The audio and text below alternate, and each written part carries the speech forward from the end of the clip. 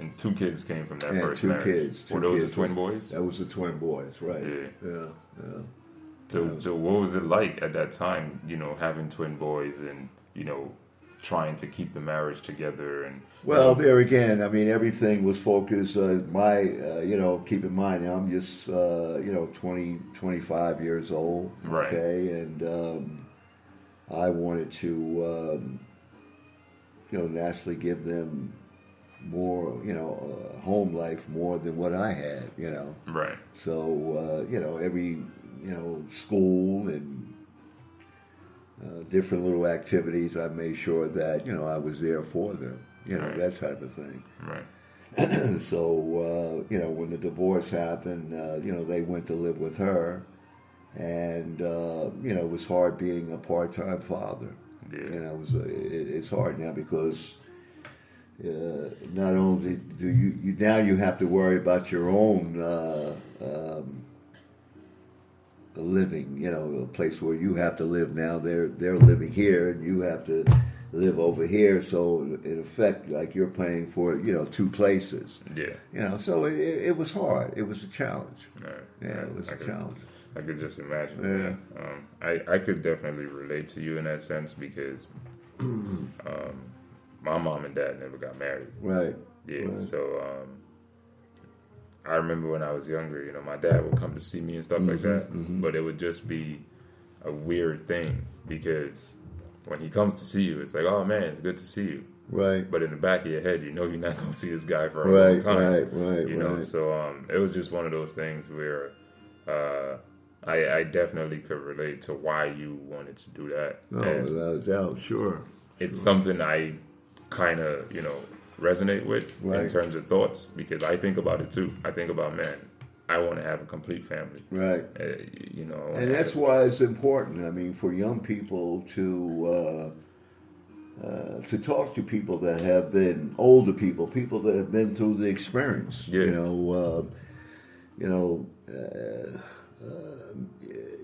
You got to make sure that you are doing the right thing with the right person. Precisely. And for the right reasons. Right. Okay.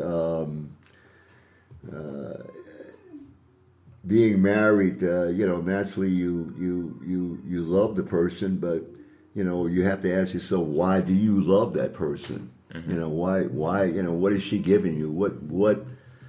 Why do you want her to be part of your life? Okay. And if and that's a big question. I don't think most people, when they start out, you ask yourself that. Okay.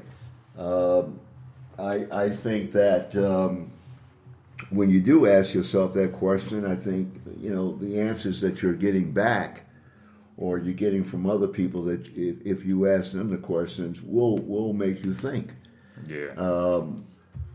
I think one thing about marriage and just being a young person, that you have to make sure that your life is going in the right direction that you want it to go in. Right. Okay. There are different times in your life that you have to be. You can't be thinking about getting an education when you are in your late 20s. That should have been done right after high school. You should have went on to college, because now you are there again, maybe in love, and you're thinking about getting married. Right. Okay, and if you don't have that degree, as we know, it's going to be a little harder to get a job, to make it. To maintain the marriage. So on and so forth. So there are certain things that has to be done at certain times in your life. Right.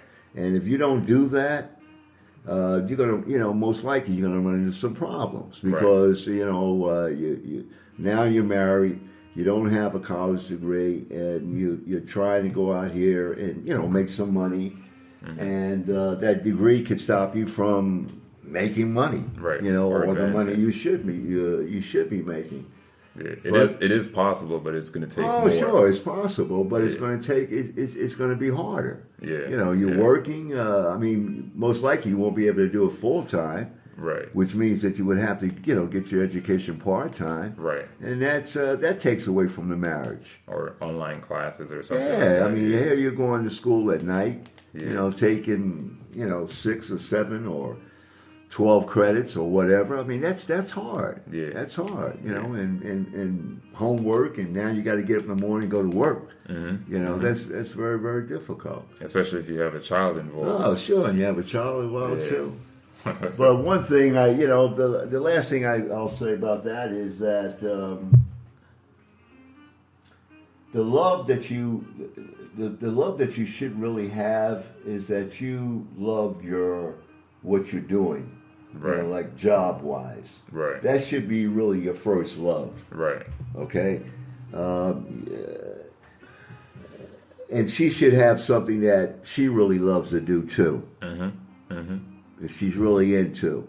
Right. Now, you find a lot of marriages where, you're so much into your wife or she's so much into you and you think that that's going to sustain you.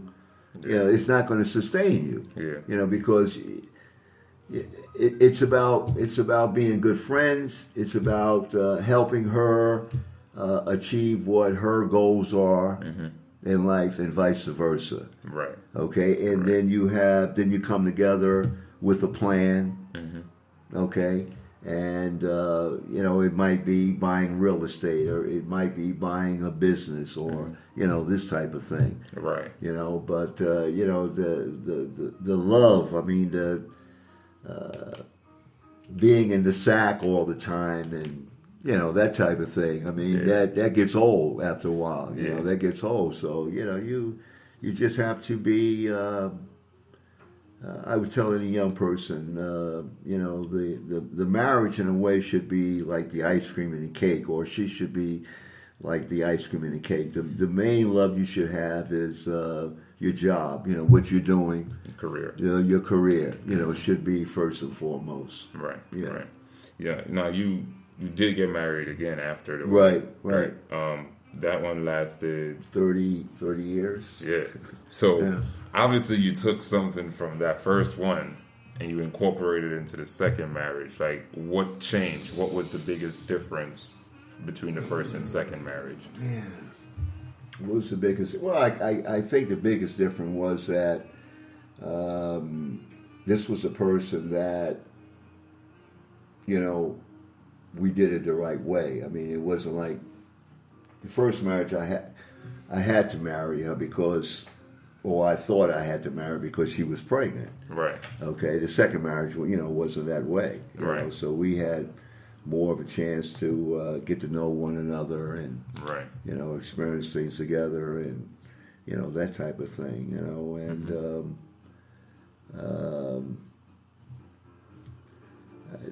and I think that would probably be the main difference between the first and the second marriage. We had more time.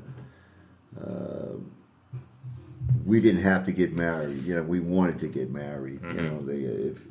If I'm making any sense here. No, it sounds perfect. Yeah, but anyway, so she, like I said, she worked for IBM. I worked for IBM, and went out, and had children and made sure that we there again was able to do everything we possibly could for them. Right. To make their lives easier. Right. And in that second marriage, you did have a daughter. Yep, I had a daughter. Right. So here's the thing I want to know. Right. I kind of understand. I understand what it's like. Raising a boy. Right. My mom went through the hoops with me to get me to where I am today. I mean, she used to break my back. Right. But what is it like raising a daughter? Like, what is that experience like altogether? Well, one thing is that it will definitely humble you because now you know what you did shouldn't have done with women. Right. Taking advantage of them at times and maybe mistreating them in some ways. Mm-hmm. Okay, what men do to get over, and so on and so forth. Yeah. So now you have a daughter. Right. And you damn sure don't want that to happen. You don't want anything to happen. You don't want anybody to take advantage of her or, right. That type of thing. So I was the type of person where I always told them my life experiences, things that, I did wrong. Yeah. As well as things that I did right, and I always showed my daughter, what a man should do for a woman. Something as simple as you get in a car, opening up the door for her. Yeah. She should be treated as a queen. And I still feel that way, today. Yeah. Men should always treat women with the utmost respect, and if you can't do that. If you don't have respect for, your woman or women, it's tough. It's tough. You're going to have a hard life, man. Yeah.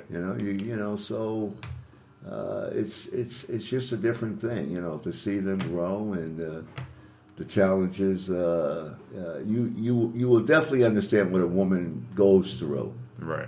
Where you really didn't focus in on it that much. You didn't care for it. Behind dating and so on and so forth. But when you have a daughter, now you see the little things that they have to do. Right. And some of it is unfortunate. I mean, they have to always look pretty. Yeah. They always have to do this. They all, and things. It's a double standard. Yeah, it's a double standard. Because we can walk outside. Yeah, we can walk out. Right. Oh, God damn. We walk outside. They got to make sure they got the eye, the lips, the hair. Yeah. Which is it's ridiculous when you really think about it. You know? Because who sets that standard? Yeah, who sets that? Yeah. And who say you have to? Right. I think it's and society. You're judged by that. You're judged by that. Right. How you look. And if you don't keep that, you're not good. Right. It's the same feeling. As far as the races are concerned. Like white people sometimes think they're better. They don't understand what a black woman has to go through as far as her hair is concerned. Yeah. Or they think that you should look a certain way. Right. And if you don't look a certain way, then you can't be a part of this or you can't be a part of that. Yeah. That type of thing. And it's ridiculous. And I think that's changing from what it used to be. Mm-hmm. I mean, I think you see women now. And we might have been the first generation that that was dealing with the afros. Yeah, that was feeling good. 70s, Feeling good. 60s, be proud 70s. that you're black. Yeah, and all of that kind of stuff. And I think that's changing, and it should change because it really doesn't matter how you look, or what you look like. That's what you bring to the table. Yeah, some people are fortunate where. Their DNA allows them to be thin, and somebody else's DNA says, "Hey, you're going to be heavy. You're going to be heavy." Yeah, somebody's going to be tall. Right. And somebody's going to look prettier than the other one. That type of thing. And it's funny how women back in your time in the '60s couldn't even vote. Right. Yeah, that's right. They couldn't even vote, and now we have a mayor. Oh yeah. We have what's her name? The one that's running for mayor down here now? Yeah. The black lady? Yeah. I can't call her name. I can't recall her name either. I'll look it up. Well, we got two women. It's a black woman and it's a white woman that's in the runoff. Right. I can't call their names. I'll find it right now. Yeah. The election is today, I guess. No, it's not today, is it? Nah, it's today. Is it really? Yeah, it could be today. Yeah. It could be today. It's today. Yeah, okay. Yeah, today is the election. Okay. But yeah, to the point I was trying to make, it's funny how, 40, 50 years ago, women couldn't vote, but now we have a woman running for mayor of Atlanta. That's right. That's really, really something that people... A lot of we have achieved a whole lot. We have achieved a whole lot as black people. I would just love to see black people start trusting one another more. Mm-hmm.